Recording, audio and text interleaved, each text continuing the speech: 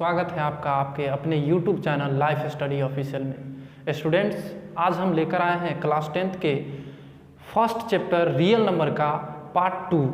इसमें हम objective question को डिस्कस करते हैं और ऑब्जेक्टिव के जितने भी क्वेश्चन बन सकते हैं बोर्ड एग्जाम के दृष्टि से वो सभी क्वेश्चन को डिस्कस करते हैं। तो इससे पहले एक और क्लास हम कर चुके हैं इसी चैप्टर का, यदि आप लोग नहीं देखे हैं तो उसको भी देख लेंगे। आज हम स्टार्ट करेंगे इसका सेकेंड पार्ट। और जैसा कि सभी वीडियो में हम बोलते हैं कि हमारा टारगेट होगा 50 आउट ऑफ 50। क्लास 10th में मैथमेटिक्स में आपको 50 में 50 दिलाने का हमारा पूरा प्रयास रहेगा। यही है कि आपको भी थोड़ा सा साथ में मेहनत करना होगा। तो चलिए चलते हैं हम अपनी क्वेश्चन की ओर और स्टार्ट करते हैं बिना टाइम गवाए हुए। तो यह हमारा रियल नंबर का सेकेंड पार्ट है। पार्ट 1 में भी ऑब्जेक्टिव के मोस्ट इम्पोर्टेंट क्वेश्चन को देखे हैं और पार्ट 2 लेकर आए हैं। पार्ट 2 में भी ऑब्जेक्टिव के मोस्ट इम्पोर्टेंट क्वेश्चन है। तो पहला क्वेश्चन पर चलते हैं। क्वेश्चन कह रहा है निम्नलिखित में किसका दशमलव प्रसार शांत नहीं है। स्टूडेंट कहाँ गलती करता है, ध्यान दीजिए। स्टूडेंट क्या देखता है कि निम्नलिखित में किसका दशमलव प्रसार शांत देखकर वो आंसर को टिक आउट करने चले जाते हैं, लेकिन ऐसा नहीं करना है। क्वेश्चन को ध्यानपूर्वक पढ़िए क्योंकि आपके पास पूरा टाइम रहेगा। क्लास 10th में तो 3 घंटे 15 मिनट का टाइम मिलता है, तो उसमें ऑब्जेक्टिव आपको 100 में से 50 मात्र बनाना रहेगा, तो टाइम है। तो धरफरा के नहीं बनाना है, एकदम पूर्ण रूप से टाइम देकर बनाना है। तो यहाँ पर देखिए क्वेश्चन कर रहा है शांत नहीं है। तो जैसा कि आप लोग पढ़े होंगे तो पता होगा कि दशमलव प्रसार, कोई भी परिमेय संख्या का दशमलव प्रसार किस प्रकार से हम जान पाते हैं कि शांत है कि ये अशांत है, इसके बारे में थोड़ा सा आपको हम बता देते हैं, डिस्कस कर देते हैं। उसके बाद ये क्वेश्चन खुद ब खुद ऐसे ही आप लोग भी बना सकते हैं। तो देखिए, कोई भी परिमेय संख्या यदि P/Q के रूप में है और यहाँ पर कंडीशन क्या होता है, Q बराबर Q का मान यदि अभाज्य गुणनखंड में तोड़ते हैं तो Q का मान यदि आपको 2 के पावर m गुणे 5 के पावर n के रूप का होता है तो उसका दशमलव प्रसार शांत होता है। क्या होता है? शांत होता है। आपको दिख रहा होगा Q बराबर 2 के पावर m गुणे 5 के पावर n। नहीं दिख रहा है तो यहाँ पर हम लिख देते हैं फिर से। देखिए, Q बराबर 2 के पावर m गुणे 5 के पावर n का रूप का यदि होता है तो दशमलव प्रसार क्या होते हैं, तो शांत होते हैं। क्या होते हैं? शांत। अन्यथा इस रूप में नहीं होगा तो अशांत होगा। क्या होगा? अशांत। तो इसमें देख लेते हैं, बाई ऑप्शन चलते हैं, देखते हैं ऑप्शन को डिस्कस करके। तो यहाँ पर देखिए हमारा 3/8 है।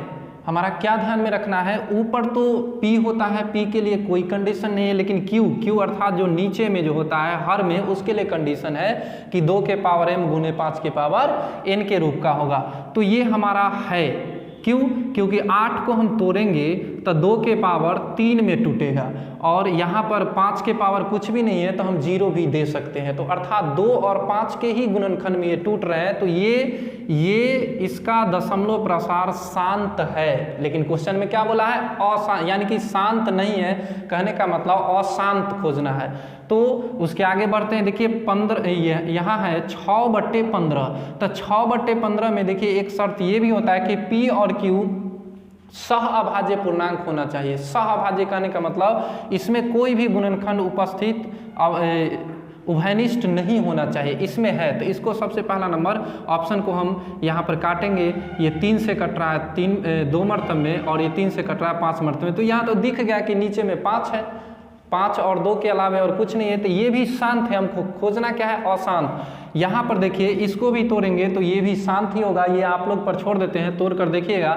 लेकिन यहाँ पर देखिए, यहाँ पर आधार में 343 है। ये आपको तोड़ेंगे तो न 2 के गुणन में आएगा और ना ही 5 के, अर्थात ये हमारा शांत नहीं है। अर्थात क्या है? अशांत है। तो हमारा आंसर क्या हो जाएगा?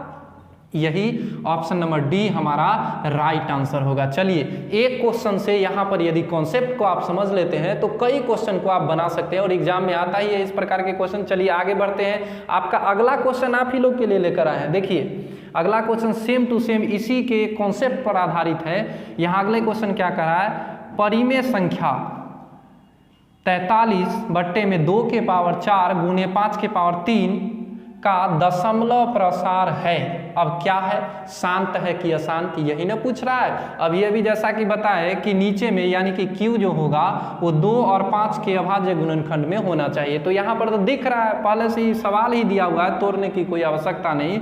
यहाँ 2 के पावर देखिए कितना है, 4 है, 5 के पावर 3 है। तो ये जो सवाल हुआ हर में ये इसी रूप का है, अर्थात क्या होगा, शांत या अशांत।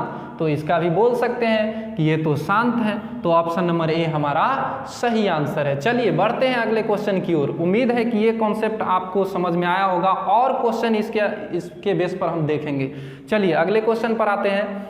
यहाँ क्वेश्चन करा, निम्नलिखित में कौन परिमेय संख्या है। पिछले क्लास में भी आप लोग को हम जानकारी दिए हैं, परिमेय और अपरिमेय का एकदम ओरिजिनल कॉन्सेप्ट हम दिए हैं। यदि आप नहीं देखे हैं तो उस क्लास को पहले देखिए, उसके बाद इसको देखिए। तो यहाँ पर कह रहा है कि परिमेय संख्या कौन सा है। आप लोग को जैसा कि जानकारी होगा कि इस तरीके के क्वेश्चन बिहार बोर्ड बार बार उठाता है और ऐसा ही क्वेश्चन जो है सो पिछले क्लास में भी लेकर आए थे। तो यहाँ भी एक आप लोग के रिवीजन के लिए लेकर आए हैं। तो यहाँ देख लेते हैं, √3 कौन सी संख्या है, आप लोग को जानकारी होगा √3 एक अपरिमेय संख्या है। इसको छोड़ के आगे बढ़ते, देखिए 4 + √5 है, तो ये कौन सी संख्या, ये भी अपरिमेय संख्या है। यहाँ पर देखिए एक कॉन्सेप्ट होता है, परिमेय संख्या और अपरिमेय संख्याओं के योग हमेशा अपरिमेय ही होती है। परिमेय संख्या और अपरिमेय संख्या की योग हमेशा अपरिमेय होती है। तो ये भी अपरिमेय हो गया, √6 ये भी तो अपरिमेय है। ऐसा क्यों अपरिमेय है, क्योंकि इसका भी पूर्ण रूप से वर्गमूल नहीं आएगा, इसका भी पूर्ण रूप से वर्गमूल नहीं आएगा। अब ऑप्शन नंबर बी हमारा सही आंसर होगा। अब कहेंगे क्यों सर, यहाँ भी तो √2 है। तो यहाँ पर क्या कर सकते हैं कि हम लोग √2 को √2 से काट भी तो सकते हैं। तो इसीलिए हमारा ये देखिए 2 बाहर आ गया, अर्थात हम कह सकते हैं कि option number B is the right answer for this question. यानी कि ऑप्शन नंबर बी हमारा इस क्वेश्चन का सही आंसर है, परिमेय संख्या है 2। चलिए अगले क्वेश्चन पर आते हैं।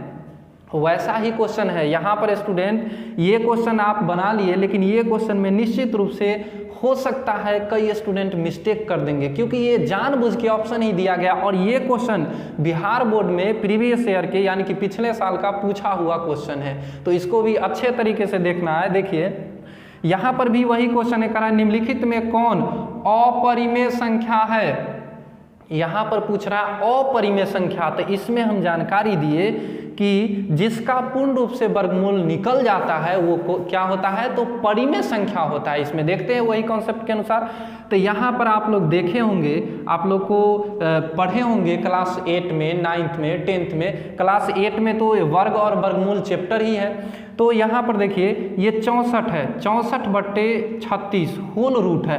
तो 64 किसका स्क्वायर होता है, तो आप लोग जानते हैं कि 8 का स्क्वायर होता है। तो यहाँ पर 8 हो गया और बट्टे में ये 36 किसका स्क्वायर, तो 6 का। तो 8/6 हो गया, 8/6। देखिए यहाँ पर नहीं दिख रहा होगा तो बोल भी देते हैं, 8/6 हो गया। तो ये हमारा क्या हो गया, तब परिमेय हो गया। क्या हो गया, परिमेय हो गया। यहाँ पर देखिए 121 से आप लोग को पता होना चाहिए कि 121 जो है 11 का स्क्वायर होता है। तो ये भी 11 आएगा। तो ये हमारा ये भी परिमेय संख्या हो गया। अब यहाँ पर स्टूडेंट क्या गलती करेंगे, ध्यान दीजिए क्या गलती करेंगे। तो यहाँ पर समझ लेंगे ये तो 25 है, तो 25 भी तो 5 का स्क्वायर है। तो सोचेंगे ये भी तो परिमेय है, लेकिन ऐसी बात नहीं है। यहाँ गौर कीजिए, ध्यान दीजिए, यहाँ पर क्या है, बीच में ये दशमलव है। तो ये 25 नहीं होकर √2.5 है, 2.5 है। इसमें आते हैं, इसमें पहले देख लेते हैं। तो यहाँ 49/9 है, 49 भी 7 का जो है सो स्क्वायर है, यानी कि 49 का वर्गमूल 7 होगा और 9 का तो आप लोग जानते ही होंगे कि 3 होगा। तो यहाँ पर कह सकते हैं ये भी परिमेय, ये भी परिमेय, ये भी परिमेय। यहाँ क्या पूछा गया, अपरिमेय। तो अपरिमेय क्या होगा, तो √2.5 हमारा अपरिमेय होगा। चलिए आगे बढ़ते हैं दूसरे क्वेश्चन की ओर। तो आइए देखते हैं अगले सवाल की ओर बढ़ते हैं। यहाँ पर कह रहा है वृत्ताकार पथ पर 3 धावक एक ही स्थान से दौड़ना प्रारंभ करते हैं, तो एक चक्कर लगाने में क्रमशः 3 घंटे, 4 घंटे तथा 8 घंटे का समय लगता है।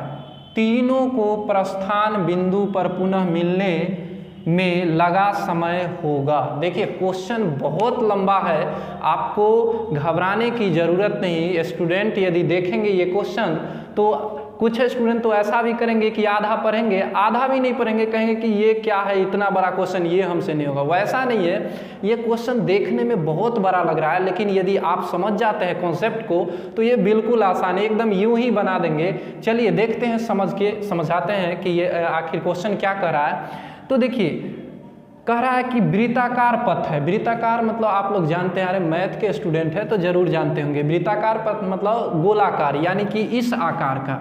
देखिए पथ मतलब तो रास्ते होते हैं, तो मान लीजिए कि ये रास्ते हैं, ये ऐसे बना देते हैं, ये रास्ते हैं। तो यहाँ पर कह रहा है कि वृत्ताकार पथ है, 3 धावक है। धावक मतलब दौड़ने वाले, या आप लोग भी दौड़ते ही होंगे, कुछ स्टूडेंट निश्चित रूप से धावक भी होंगे, और ऐसा शौक भी होगा कि सेना उना में जाए, तो आप लोग तो समझ रहे होंगे। यहाँ पर कह रहा है कि 3 धावक हैं, कह रहा है कि वो दौड़ना प्रारंभ करते हैं कहाँ से, एक ही स्थान से। कहने का मतलब यदि यहाँ पर वो तीनों हैं तो तीनों जो हैं सो एक ही स्थान से वो दौड़ना प्रारंभ करते हैं। और कह रहा है कि एक चक्कर लगाने में क्रमशः, मतलब कोई मान लीजिए 3 स्टूडेंट है, आप ही लोग में से मान लीजिए कि 3 गो स्टूडेंट हैं, तो कुछ जो होते हैं कि कुछ थोड़ा सा ज़्यादा दौड़ने में तेज दौड़ते हैं, कुछ जो है सो थोड़ा सा कमज़ोर भी होते हैं, और कुछ जो है सो थोड़ा सा पीछे भी रह जाते हैं। तो मान के चलिए कि सबको अलग अलग टाइम लगता है। तो कह रहा है एक को जो है 3 घंटा में एक चक्कर लगा लेते हैं, एक जो है सो एक चक्कर लगाने में 4 घंटे का समय लेते हैं, एक जो है सो 8 घंटे का समय लेते हैं। देखिए इस तरीके से यदि दौड़े, आप लोग जानते होंगे कि लाइन में खड़ा कर देता है और तब जाके रेडी कहता है तो दौड़ते हैं। तो इस तरीके से यदि दौड़ा जाए तो एक चक्कर लगाने में एक स्टूडेंट को 3 घंटे, एक स्टूडेंट को 4 घंटे, एक स्टूडेंट मतलब धावक मतलब दौड़ने वाले को 8 घंटे का समय लगता है। तब कह रहा है क्वेश्चन कि तीनों को प्रस्थान बिंदु, यानी कि तीनों को जहां से दौड़ना स्टार्ट किया था वहीं पर आकर कब मिलेगा, उसको मिलने में कितना वक्त लगेगा, ये क्वेश्चन कह रहा है। ये ऐसा क्वेश्चन यदि आप लोग के कॉन्सेप्ट में आ गया तो ये क्वेश्चन को थोड़ा सा जो टाइम लगेगा क्वेश्चन को पढ़ने में, मान लीजिए 10 से 20 सेकंड, 30 से 40 सेकंड लगेगा क्वेश्चन को पढ़ने में। उसके बाद आप लोग यदि कॉन्सेप्ट रहेगा ऑटोमेटिक एकदम आराम से आंसर करके आइएगा, और ऐसा क्वेश्चन बोर्ड एग्जाम ने उठाया भी है। तो यहाँ पर देखिए जब भी ऐसा क्वेश्चन आपको मिल जाए, ध्यान दीजिए, जब भी क्वेश्चन आपको ऐसा मिल जाए तो क्या करना है, आपको कुछ नहीं करना, बल्कि ये जो टाइमिंग दिया हुआ है तीनों, इसका क्या निकाल लेना है, तो LCM, ये LCM निकाल लेना है, मतलब लॉस निकाल लेना है। ये पहले चैप्टर में रियल नंबर में ये सीखना भी है, NCERT में ऐसा एक क्वेश्चन भी है, तो आप लोग उसको कीजिएगा, निश्चित रूप से कीजिएगा। तो यहाँ पर देख लेते हैं आखिर इसका आंसर क्या हो रहा है। तो यहाँ पर देखिए 3 है, 4 है और 8 है, इसका क्या निकालना है, तो LCM। तो LCM तो आप लोग जिस विधि से भी निकालना चाहे निकाल सकते हैं। यहाँ पर देखिए, यहाँ पर 4 से एक के बार लगा देंगे तो ये 3 का 3 ही रह जाएगा, ये 1 मरतब में या ये 2 मरतब में। अब ये तीनों को गुना कर देना है, जो है सो आंसर। स्टूडेंट है ना बहुत आसान। ये स्टूडेंट, कोई भी स्टूडेंट को यदि कॉन्सेप्ट नहीं रहेगा तो उसको लगेगा कि बहुत भारी है, वैसा नहीं है। देखिए यहाँ पर गुना कर लेना है, 4 तिहाई 12 और 12 दूना 24, अर्थात ये एक चक्कर, ये सभी को प्रारंभिक स्थान पर मिलने में आपको सभी को वो 24 घंटे का वक्त लग जाएगा। तो इसमें अब देखते हैं कि ऑप्शन नंबर कौन में है। तो ऑप्शन नंबर ए कह रहा है 6 घंटा, ऑप्शन नंबर बी कह रहा है 8 घंटा, ये भी नहीं होगा। ऑप्शन नंबर सी कह रहा है 16 घंटा, ये भी नहीं होगा। तो ऑप्शन नंबर डी कह रहा है 24 घंटा। तो यही हमारा राइट आंसर है। उम्मीद है कि आप इसको समझ गए होंगे और एक क्वेश्चन जरूर बनाइएगा, आपके बुक में जरूर होगा ऐसा क्वेश्चन। तो चलते हैं अगले क्वेश्चन की ओर। और इसको यदि आपको उतना अच्छा से नहीं आया है समझ में, तो इसको एक बार और जरूर देखिएगा इसको, क्योंकि कॉन्सेप्ट यदि आ गया तो आप सेकेंडों में आंसर निकाल सकते हैं, कोई ये भारी क्वेश्चन नहीं है। चलिए आगे बढ़ते हैं। यहाँ क्वेश्चन कह रहा है कि 2 तथा 2.5 2 तथा 2.5 के बीच की अपरिमेय संख्या क्या है। ध्यान दीजिए, यहाँ पर क्वेश्चन उठा दिया 2 तथा 2.5 के बीच के अपरिमेय संख्या क्या है। यहाँ पर कई स्टूडेंट कहेंगे कि ये क्या क्वेश्चन है, ये क्या क्वेश्चन है। तो ऐसी बात नहीं है, ये क्वेश्चन बिहार बोर्ड द्वारा पूछा गया क्वेश्चन है और यहाँ पर कॉन्सेप्ट होना चाहिए आप लोग को। ये मेरा सजेशन है सभी स्टूडेंट से कि रूट 2 का, यदि मैथ पढ़ना चाहते हैं, मैथ में अच्छा करना चाहते हैं, तो रूट 2, रूट 3, रूट 5 ये सब का मान याद होना चाहिए। और ऐसे स्क्वायर वगैरह तो याद ही होगा, लगभग 20 तक, कम से कम 20 तक स्टूडेंट है, मेरा स्टूडेंट है, वो सबको तो निश्चित रूप से याद ही होगा और याद करवाया है, क्यों भी याद करवाया है। चलिए ठीक है, देखते हैं यहाँ पर क्या करा है। 2 और 2.5 के बीच की अपरिमेय संख्या क्या है। तो यहाँ पर देखिए ऑप्शन नंबर ए है, ये ऑप्शन से चलना होगा। यहाँ पर बोला है 20, तो बीच में आप लोग जानते हैं कि 2 परिमेय संख्या हो या 2 अपरिमेय संख्या हो, उसके बीच में अनगिनत परिमेय संख्या भी होती है और अनगिनत अपरिमेय संख्या भी होती है। तो इसीलिए ऐसे क्वेश्चन को बाई ऑप्शन चलना पड़ेगा। ठीक, तो यहाँ पर देखते हैं, तो यहाँ पर रूट अंडर 11 है। जैसा कि आप लोग को रूट अंडर 11 की मान तो पता नहीं होगा सर, आप अभी बोले कि सर रूट 2 का, रूट 3 का, रूट 5 का ध्यान में रखिएगा, लेकिन 11 भी आ जाए तो क्या करेंगे। तो घबराने की जरूरत नहीं, आपको तो स्क्वायर याद ही होगा। देखिए, ये देखिए आप लोग को पता होगा कि रूट 9 का मान कितना होता है, तो 3 होता है। रूट 9 का मान 3 होता है। तो ये देखिए यहाँ पर 11 है, मतलब 9 से बड़ा, इसका मतलब ये 3 दशमलव समथिंग होगा, यानी कि 3 से ज़्यादा होगा। यहाँ क्या करा, 2 और 2.5 के बीच में होना चाहिए, 2 और 2.5 के बीच में ही, यानी कि 2.5 से तो ज़्यादा हो गया 3, तो इसीलिए ये हमारा ये ऑप्शन नंबर 1 कट जाएगा, ये आंसर नहीं होगा। चलिए आगे बढ़ते हैं। अब यहाँ पर देखिए आ गया ऑप्शन नंबर बी है रूट अंडर 5। तो देखिए रूट अंडर 5 आप लोग को पता होगा, ये अगर मान भी नहीं पता होगा ना, फिर भी ये इसका आंसर आप दे सकते हैं। कैसे, देखिए पता होगा रूट 4 का मान क्या होता है, तो 2, ठीक। फिर रूट 9 का मान क्या होता है, तो 3। अब देखिए रूट 4 का मान 2, रूट 9 का मान 3, तो देखिए रूट 5 रूट 4 और रूट 9 के बीच में न है। देखिए रूट 4 से ज़्यादा है और रूट 9 से कम है, अर्थात हम कह सकते हैं कि 2 और 3 के बीच में ही इसका मान होगा, 2 और 3 के बीच में। तो ये ऑप्शन नंबर बी हमारा आंसर हो सकता है। ऐसे हम आगे चेक कर लेते हैं, आगे हम चेक कर लेते हैं। तो यहाँ पर देखिए रूट अंडर 22.5 है, तो ये तो ऑलरेडी ये 4 से भी ज़्यादा होगा, क्योंकि आप लोग जानते हैं रूट 16 का मान 4 होता है, ये रूट 16 से ज़्यादा है, यानी कि 4 से भी इसका मान ज़्यादा होगा। यहाँ पर भी देखिए, यहाँ पर अब ये भी ऑप्शन हो सकता है। तो यहाँ पर देखिए, यहाँ पर 12 है, हम लोग जानते हैं रूट 9 का ही मान, रूट 9 का मान तो 3 होता है, तो रूट 12.5 है, तो 3 से ज़्यादा ही होगा। अर्थात हम कह सकते हैं कि एक ही ऑप्शन हमारे लिए बचा है, वो रूट 5 है। क्या है, रूट 5। तो हमारा ये इसका आंसर 2 और 2.5 के बीच में हमारा आंसर हो जाएगा रूट 5 ही एक ऐसे अपरिमेय संख्या है, जैसा कि ऑप्शन दिया हुआ है।